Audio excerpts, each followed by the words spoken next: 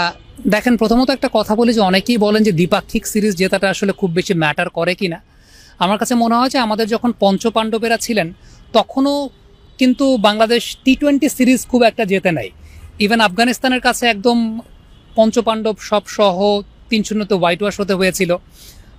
India পাকিস্তানের সঙ্গেও কখনো টি-20 সিরিজ বাংলাদেশ জিতে নেয়, শ্রীলঙ্কার সঙ্গে কখনো টি-20 সিরিজ বাংলাদেশ জিতে নেয়। সেখানে এই বাংলাদেশ টিমটা সিরিজ জিতছে, শ্রীলঙ্কার সঙ্গে সিরিজ জিতেছে আমরা দেখেছি, আফগানিস্তানের সঙ্গে সিরিজ জিতলো। সো যে কোনো সিরিজ জয় অবশ্যই কনফিডেন্স বুস্টার হিসেবে কাজ করে। এবং সত্যি কথা বলতে যে বিষয়টা উল্লেখযোগ্য সেটা হচ্ছে আপনার যখন জয়ের অভ্যেসটা থাকবে সেটাই কিন্তু আপনাকে বড় দল হতে সহযোগিতা করবে।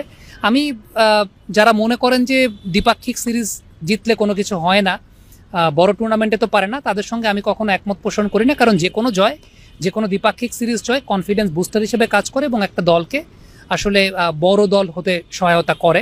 যেমন ওয়ানডে ফরম্যাটটাতে আমরা ডমিনেট করেছিলাম, 2017 চ্যাম্পিয়ন্স ট্রফি খেলেছি, কিংবা আমরা দেখতে পেয়েছি 2018 এশিয়া কাপের ফাইনাল খেলেছি। এটার পেছনে অন্যতম বড় কারণ ছিল যে 2015 থেকে আমরা মাল্টিপল সিরিজ জিতেছিলাম ওয়ানডে ঘরের মাটিতে অনেকগুলো। টি-20 সিরিজ কিন্তু আমরা জিতি নাই সেই সময়টাতেও।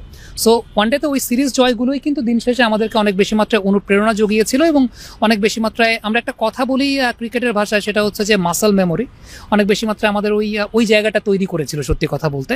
সো আমার কাছে মনে হয় যে ইটস গুড যে সিরিজ জয় লাভ করতে পেরেছে বাংলাদেশ। কারণ দিন শেষে আপনি যদি এই সিরিজ হারতেন, ডেফিনেটলি হারার মতো অবস্থায় ছিল, দুটা ম্যাচে হারার মতো অবস্থা ছিল, সেখান থেকে বাউন্স ব্যাক করাটা not that much convincing, but series জেতা তো অবশ্যই বিশেষ কিছু। বলছিলেন দুটো ম্যাচ হারতেই নিয়েছিল বাংলাদেশ, সেখান থেকে বাউন্স ব্যাক করা। বাউন্স ব্যাকের পিছনে কিন্তু আসলে নুরুল হাসান সোহানের ব্যাটটা অনেক খেলেছে, সো এটা নিয়ে কি বলবেন?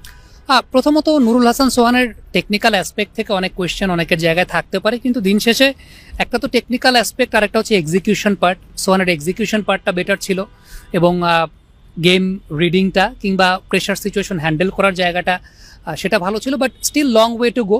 স্টিল আমার কাছে মনে হয় যে নুরুল হাসান সোহান যত নিয়মিত ম্যাচ খেলবেন ওই টেকনিক্যাল অ্যাসপেক্টের জায়গাগুলোতেও আরও শার্পনেসের সুযোগটা তিনি পাবেন। তবে একটা বিষয় তো উল্লেখযোগ্য, সেটা হচ্ছে আমি যদি টেকনিক্যাল জায়গা থেকে বলি, নুরুল হাসান সোহান পেসের এগেনস্টে মোর কমফোর্টেবল দেন স্পিন। যেটা শুধুমাত্র সোহান না, সোহান জাকির দুজনের কথা যদি বলি, পেসের এগেনস্টে স্পিনার চাইতে মোর কমফোর্টেবল এবং কোয়ালিটি স্পিনার এগেনস্টে ভালনারেবিলিটি তো চোখে পড়ার মতো, সেটা দেখা গেছে, আপনি এশিয়া কাপেও দেখেছেন।